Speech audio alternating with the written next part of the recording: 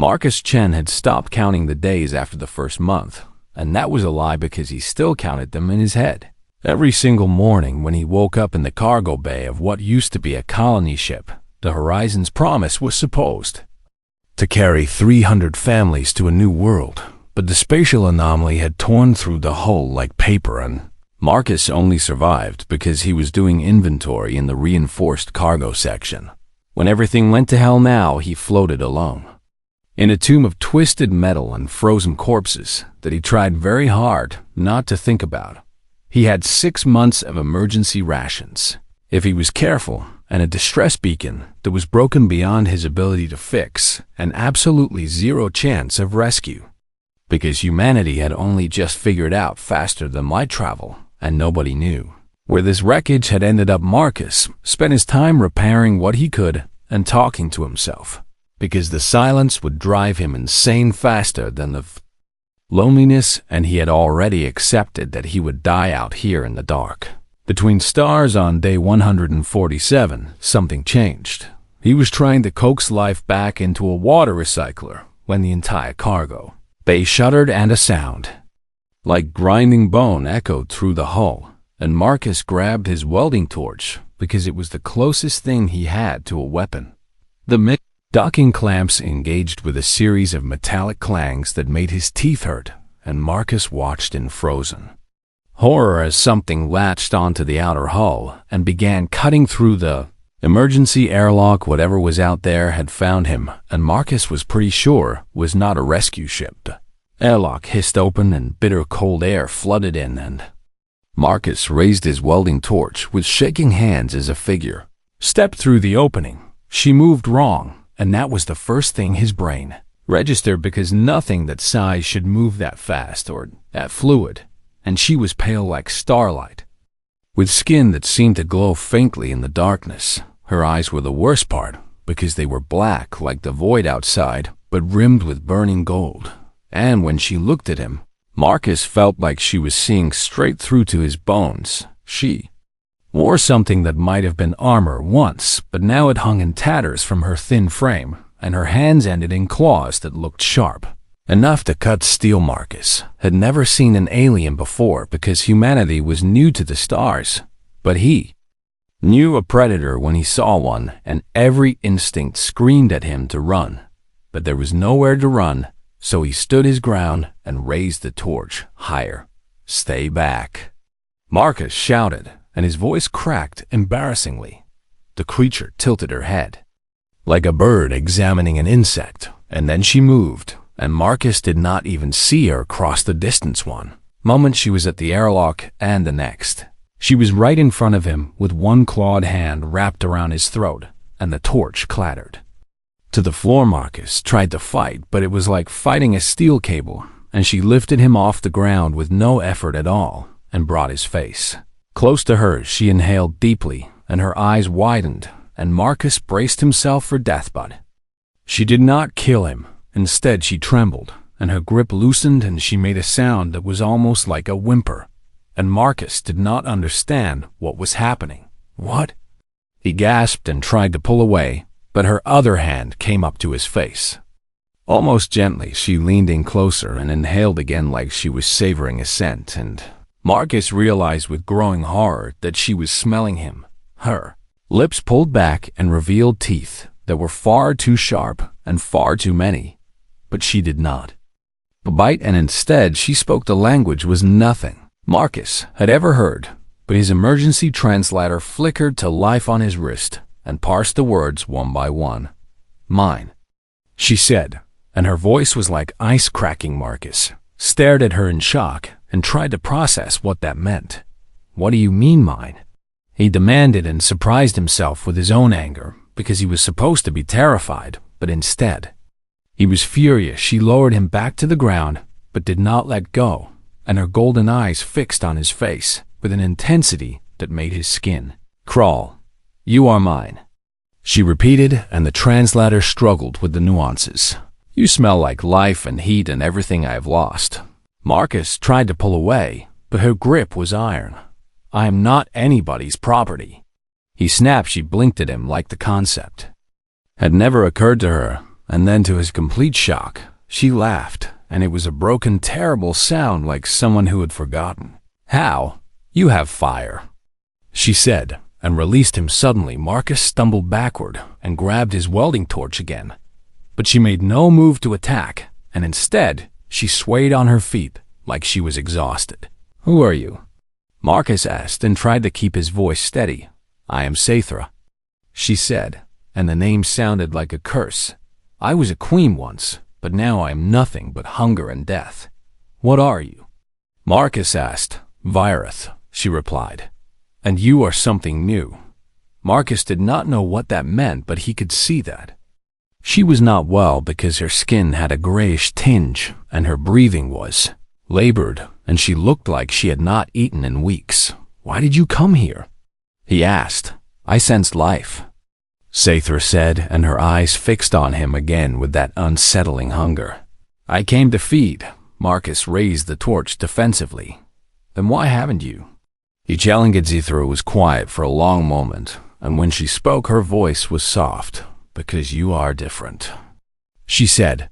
"Every species I have consumed in the last 30 years has been ash in my mouth, but you smell like an ocean, and I am drowning." Marcus did not understand, but he could see the desperation in her alien features.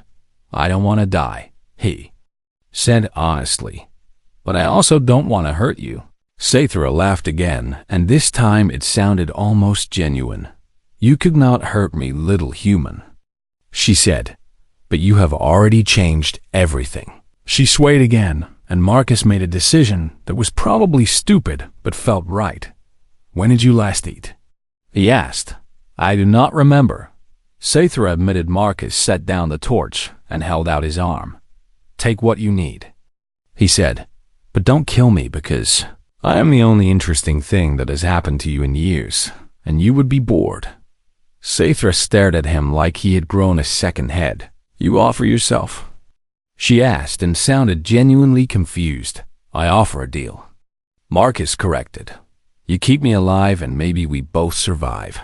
Saithra moved closer slowly, like she was afraid he would bolt, and her clawed hand took his arm with surprising gentleness. "You are either very brave or very foolish," she said. "Probably both." Marcus admitted she bit him, and the pain was white-hot and immediate, but Marcus gritted his teeth and did not pull away, and Saithra drank after. A moment she made a sound that was almost like a sob, and pulled back, and her eyes were wide with shock. "What are you?" she whispered. Marcus looked at the bite mark on his arm and watched it slowly stop bleeding. "Just a human," he said. "Why?" "Your blood," Saithra breathed. "It burns like a star." She staggered backward and sat down hard on the floor, and Marcus could see color returning to her pale skin. "Nobody has ever tasted like that," she said, and looked at him with something that might have been awe. "What are humans?" "No," Marcus said. "We just got out here." Saithra started laughing, and she laughed until tears ran down her face, and Marcus did not know what to do. "Of course," she said finally. "Of course the galaxy saves its best for last." Marcus sat down across from her, and they looked at each other in the dim light of the broken ship. "So what now?"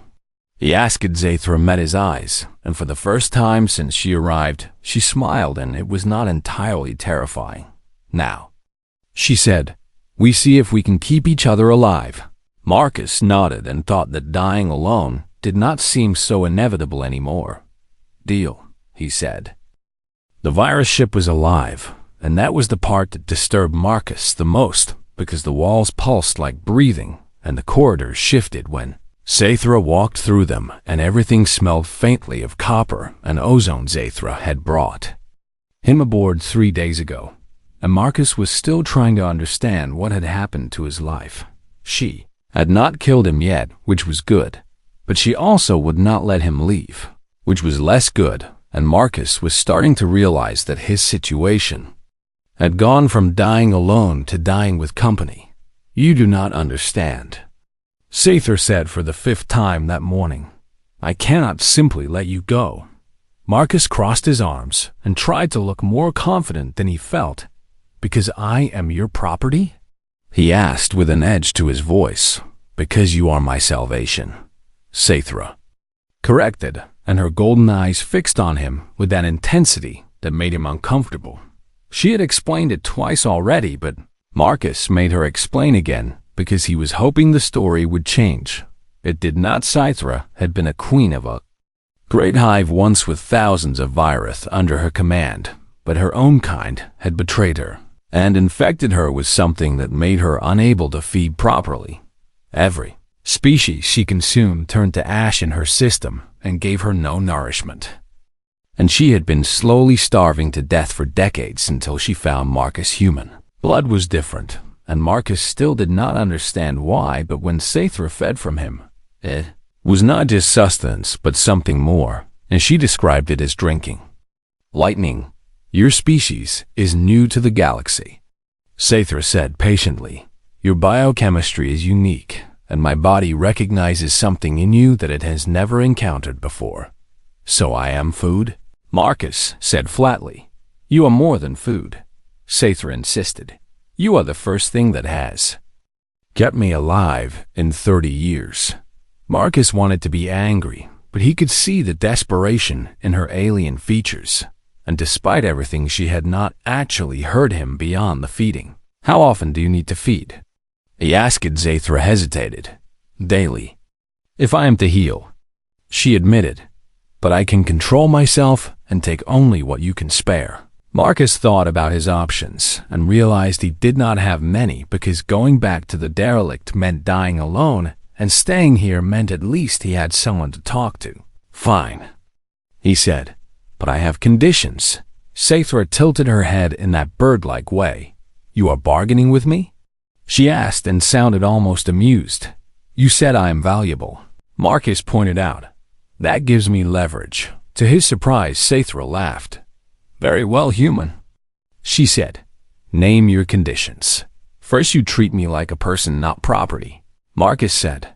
Second, you answer my questions honestly. And third, you teach me about this galaxy, because I know absolutely nothing. Saithra considered this acceptable. She said, and in return, you will allow me to feed? In return, I will not fight you when you feed, Marcus corrected. But you ask first. Saithra smiled, and it was slightly less terrifying than before. You are a strange creature, Marcus Chun, she said. You are a vampire, alien queen. Marcus countered. I think we are even. Over the next few days, they fell into an odd routine, and Marcus learned more about the galaxy than he ever wanted to know. Virith were apex predators who had terrorized civilizations for millennia, and they fed on the life essence of sentient beings and left entire worlds as empty husks. Most species fled when they saw Saithra's kind, and those who could not flee simply died. That is horrible, Marcus said after she explained how her people hunted. That is survival, Saithra replied without emotion.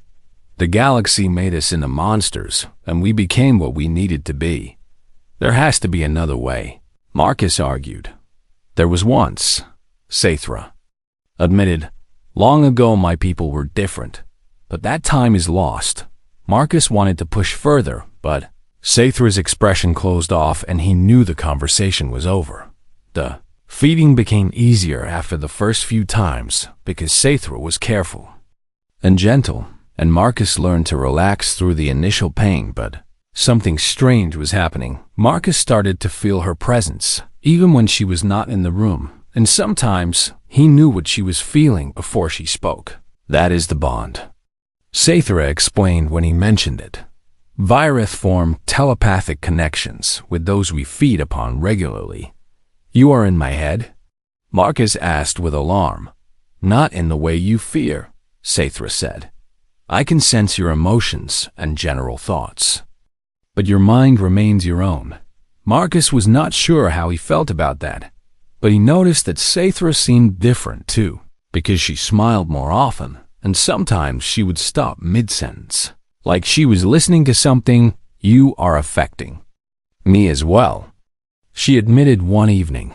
I have not felt this clear-minded in decades. Is that good? Marcus asked. I do not know, Scythra said honestly. But it is different, and different is something I had given up hoping for. They talked late into the ship's night cycle, and Marcus told her about Earth and humanity's slow crawl into space, and Scythra told him about empires that rose and fell before humans even discovered fire. "You are so young," Scythra said, and there was something wistful in her voice. "Everyone starts young," Marcus pointed out. "Not everyone stays curious."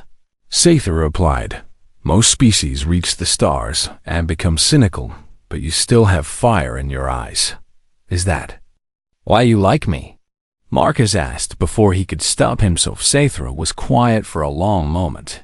"I do not like you," she said finally. "I need you, and that is different." Marcus tried not to feel disappointed. "Right," he said. "Just food." "You are not just food," Scythra snapped with sudden heat. "Do not diminish what you are." Marcus looked at her in surprise because that was the first time she had raised her voice. "Then what am I?" He challenged. Scythra met his eyes, and the golden glow seemed brighter. "You are the first person in 30 years who has treated me like I am more than a monster," she said quietly. Marcus felt something shift in his chest. "You are more than a monster," he said. "You do not know what I have done." Scythra replied, "I know what you have not done." Marcus countered, "You could have killed me a dozen times, but instead, you are trying to keep me alive." Scythra laughed bitterly. "Because I am selfish," she said. "I want what you give me." "Maybe," Marcus admitted, "but I think you are also lonely." Scythra flinched like he had struck her. "Loneliness is weakness," she said. "Loneliness is honest," Marcus replied. "And I think you have been lying to yourself for a long time." Scythra stared at him, and Marcus could feel confusion and anger and something else through the bond. "You are infuriating," she said. "You are stubborn." Marcus shot back. They glared at each other, and then Scythra did something unexpected, and she reached out and touched his face with careful claws. "I do not understand you," she admitted. "Good," Marcus said. "That makes two of us." The ship's systems chimed suddenly, and Scythra's expression shifted to alertness. "We are approaching a station," she said. "I need supplies, and you need proper food." Marcus perked up at that. "Civilization?" he asked. "Of a sort," Scythra said. "It is a lawless place, but it will serve our needs." "Will people try to kill us?" Marcus asked. Scythra smiled grimly. "Almost certainly," she said. "But I will not let them." Marcus should have been terrified, but instead he felt excitement, and maybe that meant he was going crazy. "Will I get to meet other aliens?" he asked. "Many," Scythra confirmed. "Do they know about humans?" Marcus asked. "No," Scythra said. "You will be the first they have seen." Marcus grinned. "This is going to be interesting," he said. Scythra looked at him like he was insane. "You should be afraid," she said. "I spent months thinking I would die alone," Marcus replied. "Anything is better than that." Scythra shook her head, but Marcus saw the hint of a smile. "You are either the bravest human or the most foolish," she said. "Why not both?" Marcus suggested. The station appeared on the view screen, and it looked like someone had built a city out of scrap metal and bad decisions. "Welcome to Thorn Market," Scythra said. "Try not to die." Marcus laughed because what else could he do, and followed the alien vampire queen who had saved him into whatever came next.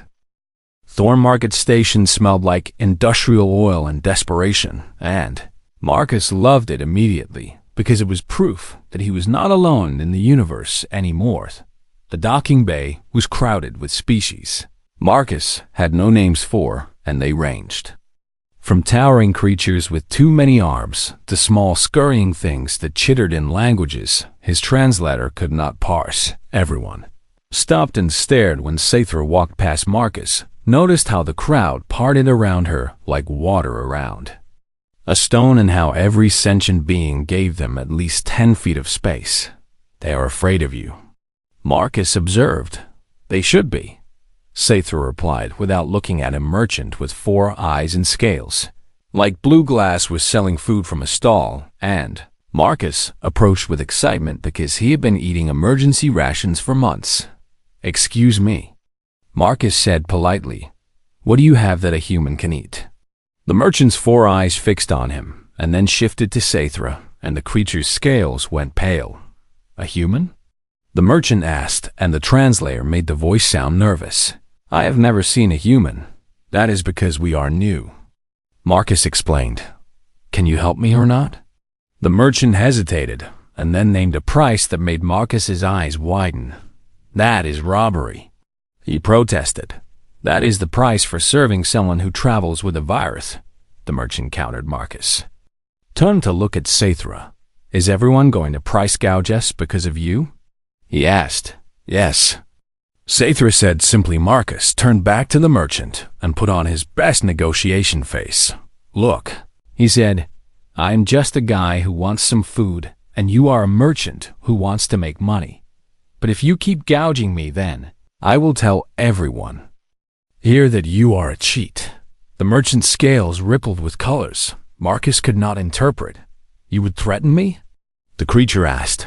"I would negotiate with you," Marcus corrected. "There is a difference."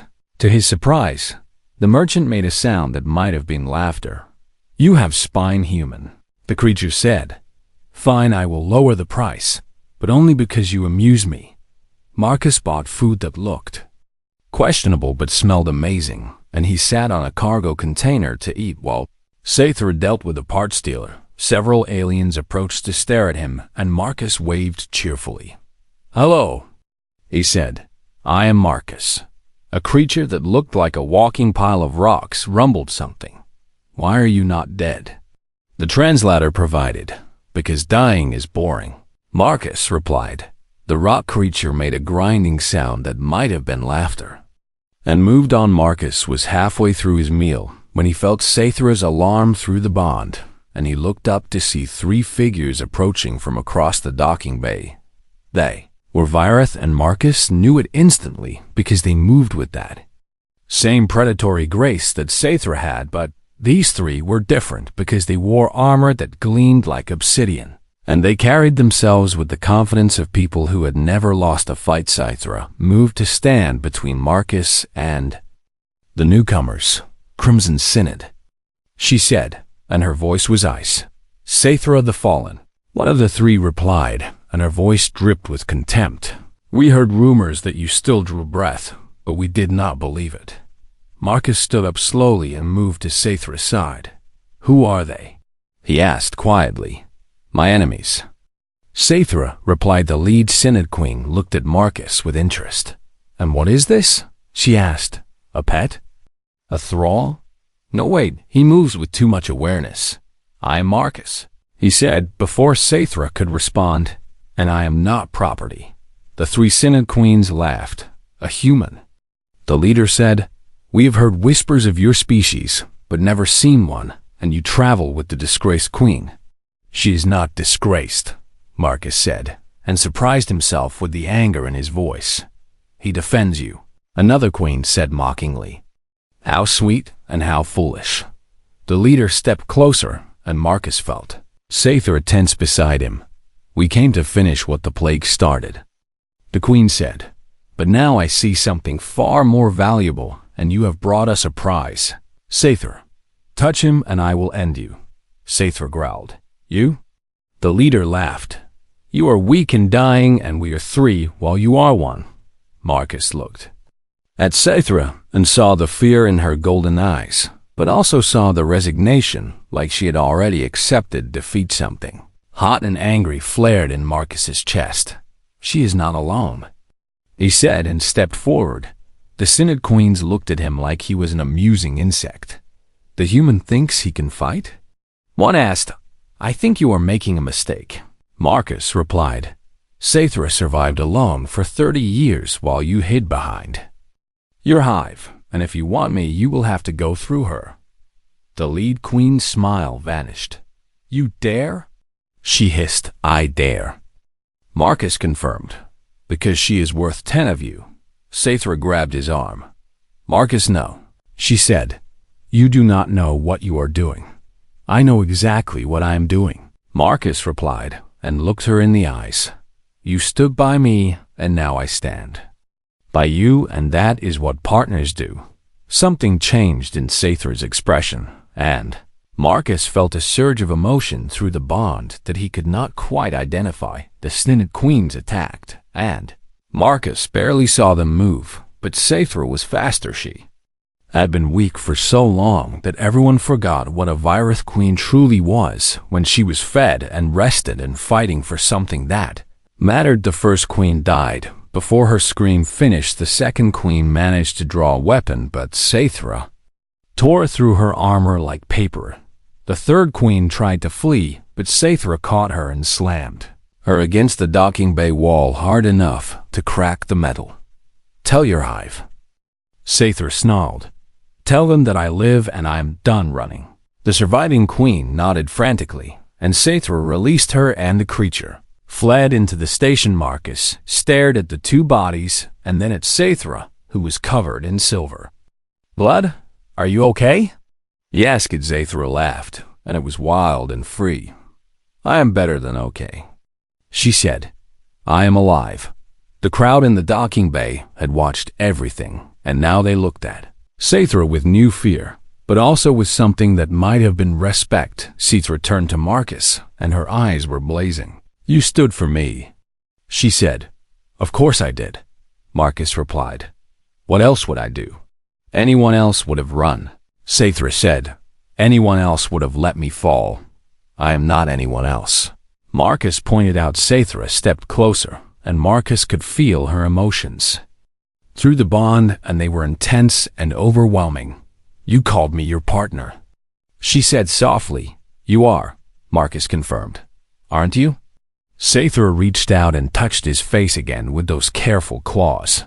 I have not had a partner in a very long time, she admitted.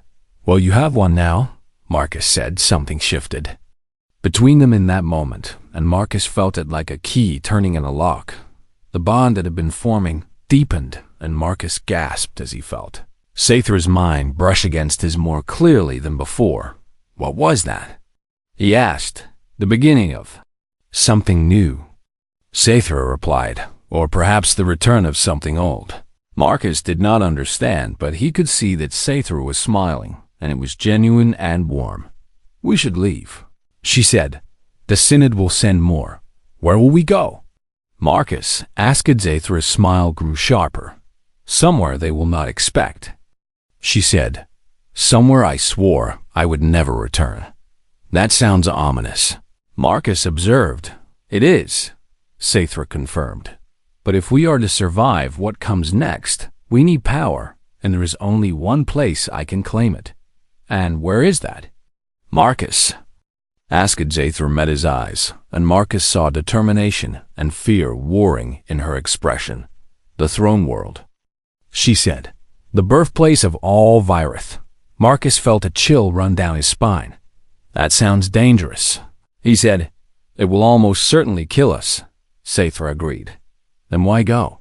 Marcus asked. Because the alternative is running forever, Saithra replied, and I am tired of running. Marcus thought about it for maybe 3 seconds. Okay, he said. Let us go. Saithra blinked in surprise. Just like that? She asked. Just like that, Marcus confirmed. You kept me alive, and now I will help you fight. Saithra shook her head in wonder.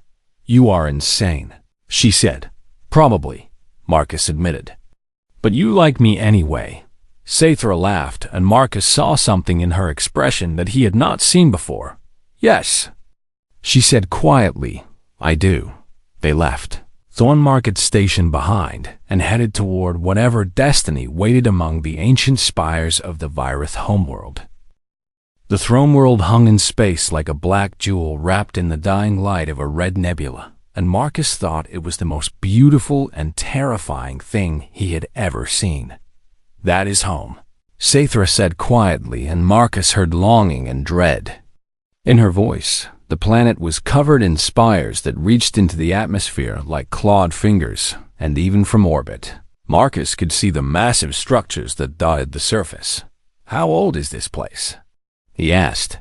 Older than your species has existed. Saithra replied, older than most civilizations in the galaxy. Their ship descended through clouds that glowed with bioluminescence, and Marcus pressed his face to the viewport like a child.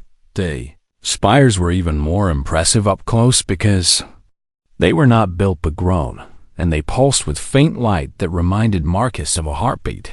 Is this place alive? He asked, in a way. Saithra said, the throne world is tied to the Eternal Mother, and she is tied to all Virith. The Eternal Mother? Marcus repeated. The first of our kind, Saithra explained. She sleeps in the heart of this world and has not woken in 50,000 years. Marcus whistled low. That is a long nap. He said Saithra did not smile at his joke, and Marcus realized she was nervous, and that made him nervous because he had never seen her afraid. What is wrong? He asked. The rite of ascension has not been attempted in 10,000 years, Saithra admitted, and the last queen who tried it died screaming. You could have mentioned that earlier. Marcus pointed out. Would it have changed your decision to come? Saithra asked. Marcus thought about it.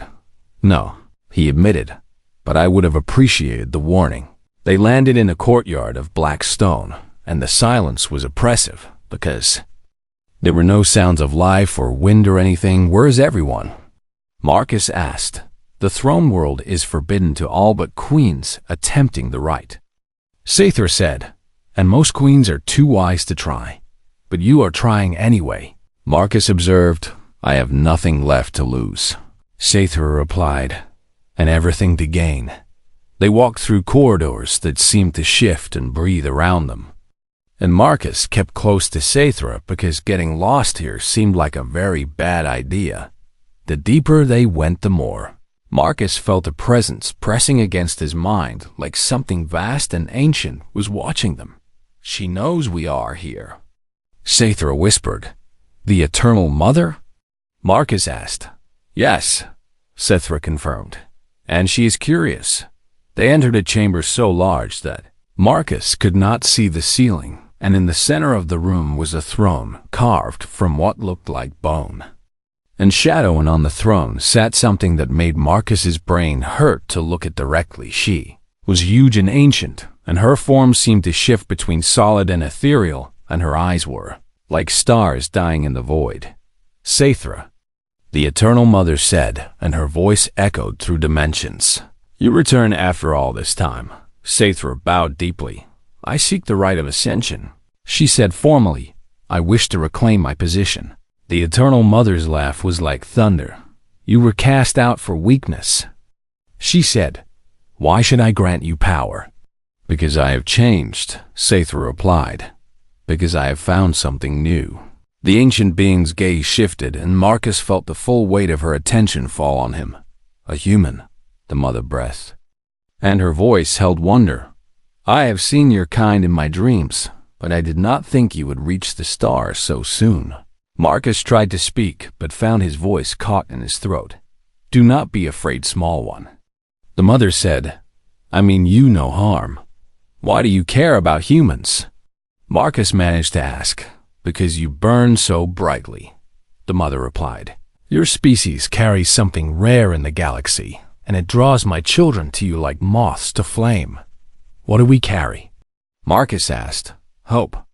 The mother said simply, and the capacity to change. She turned back to Saithra. You brought him here, she observed. Why? He is my partner, Saithra said, and Marcus felt pride through the bond. He has healed what my own kind could not. The Eternal Mother leaned forward. Show me. She commanded. Saithra hesitated, and then took Marcus's hand.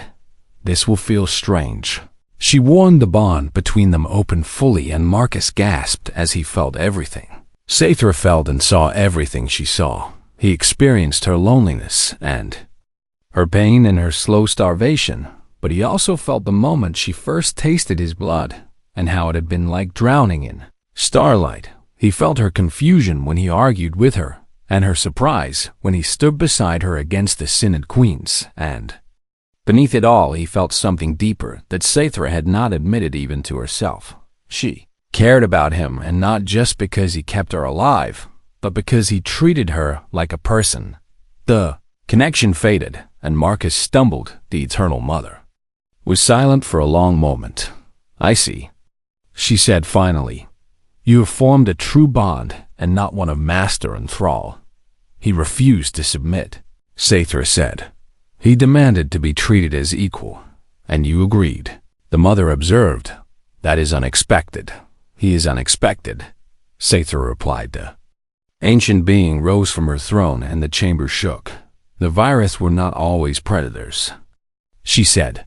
"Long ago we were symbiotes, and we shared life with other species in balance." Marcus listened intently. "What happened?" he asked.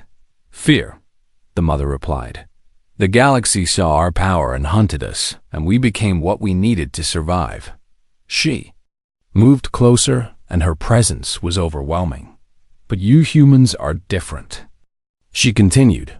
"You carry something in your essence that can restore the old ways." "What do you mean?" Marcus asked. "A human bonded to a virus queen can create something new," the mother explained. "Not parasites, but partners, and not predators, but protectors." Saithra's eyes widened. "That is why his blood heals me," she breathed.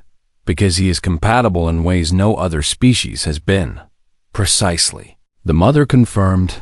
"You have already begun the transformation without realizing it." She turned to Marcus. "But the bond must be completed," she said, "and that requires a choice." "What kind of choice?" Marcus asked warily. "To bind yourself to her fully," the mother explained. "You would share her lifespan and her strength, and you would feel everything she feels. But he would also lose part of his humanity," Saithra said quickly. "That is too high a price." Marcus looked at her in surprise. "You are arguing against this?" he asked. "I will not take your freedom," Saithra replied fiercely. "Even to save myself." Marcus felt something warm bloom in his chest. "What if I want to choose this?" he asked. Saithra stared at him. "Marcus, you do not understand what you would be giving up," she protested. "I understand perfectly," Marcus countered. "I would be giving up dying alone in the dark, and I would be gaining a partner who thinks I am worth protecting." "You would live for centuries," Saithra warned. "You would outlive everyone you know." "Everyone I knew is already dead," Marcus pointed out gently. "The colony ship, remember?" Saithra fell silent. "You would be tied to me forever," she said. "Good thing I like you then," Marcus replied. The Eternal Mother watched their exchange with something that might have been amusement. "He has already decided," she observed. Saithra looked at Marcus with desperate hope and fear. "Are you certain?" she asked. Marcus took both her hands in his. "I have never been more certain of anything," he said. "You kept me alive when you could have consumed me, and you protected me when you could have abandoned me. You did the same for me," Saithra whispered. "Then we are even," Marcus said. "And now we choose each other." Saithra pulled him close, and Marcus felt tears on her face. "You are either the bravest human or the most foolish," she said. "Why not both?" Marcus replied with a grin. The Eternal Mother raised her hands and power filled the chamber. "Then let the bond be sealed," she intoned, "and let the old ways return through you." Light engulfed them, and Marcus felt fire in his veins and ice in his bones and everything between. He heard Saithra's voice in his mind clearer than ever before, and he felt her strength flowing into him while his humanity flowed into her. When the light faded, Marcus looked at his hands and saw faint lines of silver running under his skin. "How do you feel?" Saithra asked. Marcus laughed because he felt alive in a way he never had before. "Like I could run forever," he said. "The bond is complete," the mother announced. "You are no longer merely human, and she is no longer merely Virith, but something new." She returned to her throne. "Go," she commanded, "and show the galaxy what you have become." Saithra bowed deeply, and Marcus copied her. They left the chamber hand in hand, and Marcus knew that everything had changed. "What happens now?" he asked. Saithra smiled. Now we build something worth protecting," she said. Together, Marcus grinned. I like the sound of that. Marcus discovered that being bonded to a Virith queen came with unexpected benefits, and he found this out when a cargo container fell toward his head, and he moved faster than thought to dodge it. That was amazing. He shouted Zathra's smile from across the ship's hold, where she was organizing supplies. "You are adapting well," she said. "Most beings struggle with the enhanced speed. Most beings are not human." Marcus pointed out with a grin. He could feel her amusement through the bond, and it made him happy because 3 weeks ago, Zathra rarely felt anything but pain and hunger. Now she laughed often and moved with confidence, and the silver in her eyes burned brighter than ever. But Marcus also felt her worry, because the Crimson Synod had not been idle. "They are calling it an abomination," Zathra said that evening as they reviewed intelligence reports. "Our bonding. Let them call it what they want." Marcus replied, "We know what we are. They are mobilizing the Grand Hive." Zathra continued, and her voice was tight. 12 queens. And 1,000 ships. Marcus whistled low. "That is a lot of enemies," he observed. "They mean to destroy us," Zathra said, "and anyone who supports us. Then we need allies," Marcus replied simply. Zathra looked at him like he was insane. "Who would ally with us?" she asked. "The galaxy fears and hates the Virith." "Maybe," Marcus admitted. "But the galaxy also hates being prey, and we represent something different." He pulled up a star chart. "You said the Eternal Mother awakened others," he continued. "Old Virith who remember the symbiotic ways." "Yes, but they are few," Zathra said. "Perhaps 50 at most." 50 is a start," Marcus replied. "And there are other species out there who have lost people to Virith hunger. Why would they help us?" Zathra asked. "Because we offer them hope that things can change," Marcus explained. "Because I am proof that Virith can be partners instead of predators." Zathra was quiet for a moment. "You want to unite the galaxy against the Grand Hive," she said. "I want to unite the galaxy for something better." Marcus Zathra laughed and shook her head. "You are insane," she said. "You keep saying that," Marcus pointed out. "But you follow me anyway, because your insanity might actually work." Zathra admitted. Over the next month they gathered eyes, and Marcus discovered he was good at talking to people because he did not see species or history, but just individuals who wanted something better. The old Virith came first because they sensed the change in Zathra and recognized what she had become. "You have achieved what we thought lost forever," one ancient queen named Thystra said. "A true symbiotic bond. Marcus made it possible." Zathra replied. Thystra looked at Marcus with interest. "The human who argues with queens and survives," she said. "Your reputation precedes you.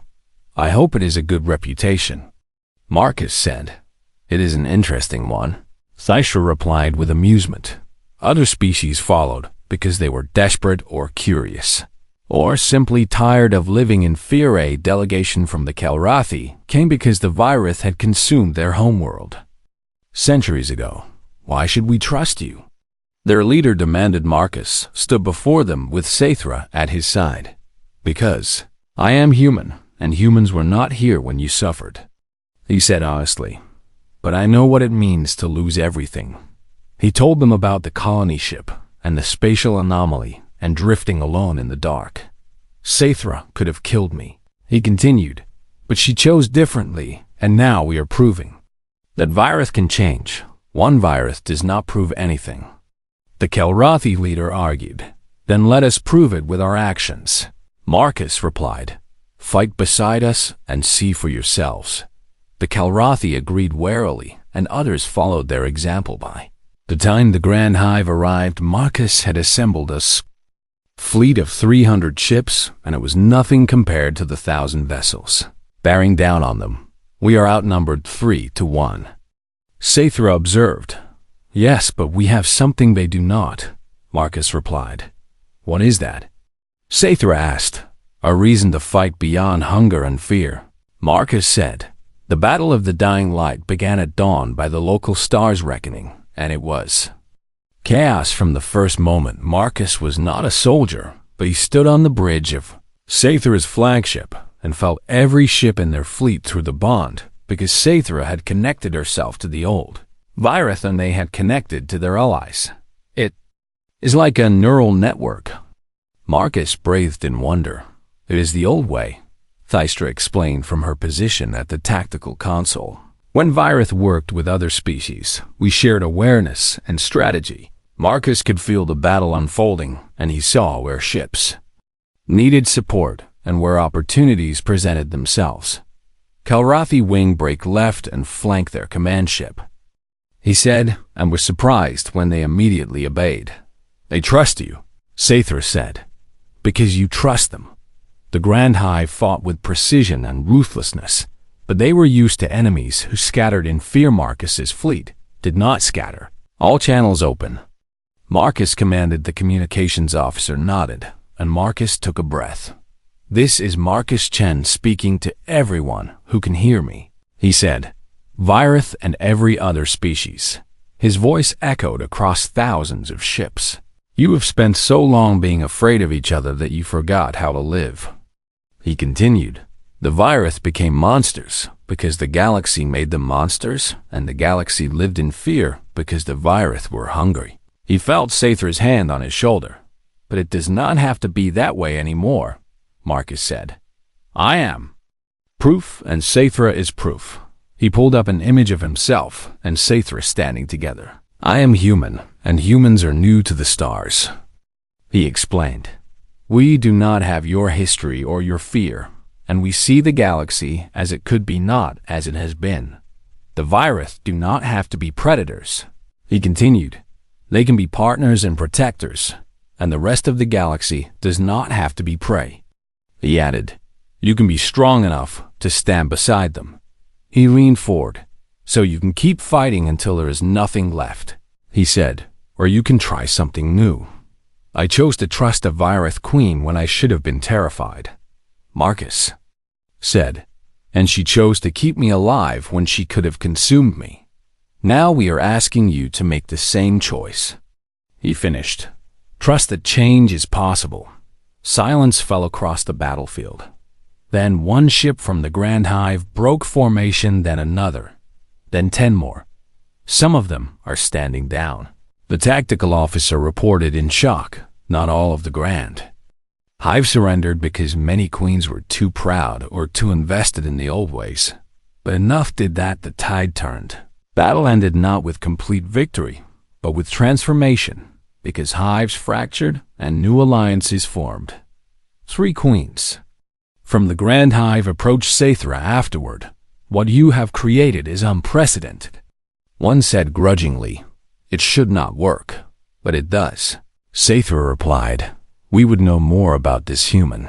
Another queen said. Marcus stepped forward. I am not for sale or study, he said firmly, but I am willing to talk. The queens looked at each other. We will consider this. The first queen said. After they left, Saithra pulled Marcus into an embrace. You did it, she whispered. You changed everything. We did it, Marcus corrected. Together. In the weeks that followed, Marcus watched as the galaxy slowly transformed. Because Virith queens who had spent millennia as predators began forming genuine bonds with other species. Some attempts failed and old hatreds died hard, but some attempts succeeded, and every success proved that change was possible. Marcus stood on the observation deck of their ship and looked out at the star. Saithra joined him, and they stood in comfortable silence. What are you thinking? She asked. That I expected to die alone in the dark, Marcus admitted. And instead I found a queen and a purpose and a galaxy full of people trying to be better. Do you regret it? Saithra asked quietly. Marcus turned to look at her, not for a single second. He said. Saithra smiled, and it was warm and genuine. I do not regret choosing you, she said, even when you are infuriating. Especially when I'm infuriating, Marcus corrected with a grin. Yes, Saithra agreed. Especially then. A communication came through from Thystra. The Council of New Bonds requests your presence. The old Queen said, there are dozens of species seeking to establish formal partnerships with Virith. Dozens? Marcus repeated in surprise. Your speech was broadcast across the entire sector. Thystra explained, everyone heard what you said. Marcus looked at Saithra. Are you ready for this? He asked. To build a new galaxy? Saithra replied, with you beside me? She took his hand. I have been ready since the moment you told me I was more than a monster. She said. Marcus squeezed her hand. Then let us show them what we can build, he said. They walked toward the conference room hand in hand, and Marcus thought about how far he had come. He had been alone in the wreckage of a colony ship with no hope of survival now. He stood beside an alien vampire queen, and they were reshaping galactic civilization. What are you smiling about? Saithra asked. Just thinking that life is strange. Marcus replied, strange good or strange bad? Saithra asked. Marcus laughed. Strange perfect. He said. They entered the conference room, where representatives from 100 species waited, and Marcus felt excitement instead of fear, because he was not alone anymore. He had Saithra, and she had him, and together they would build something worth protecting. The galaxy would never be the same, and that was exactly the point.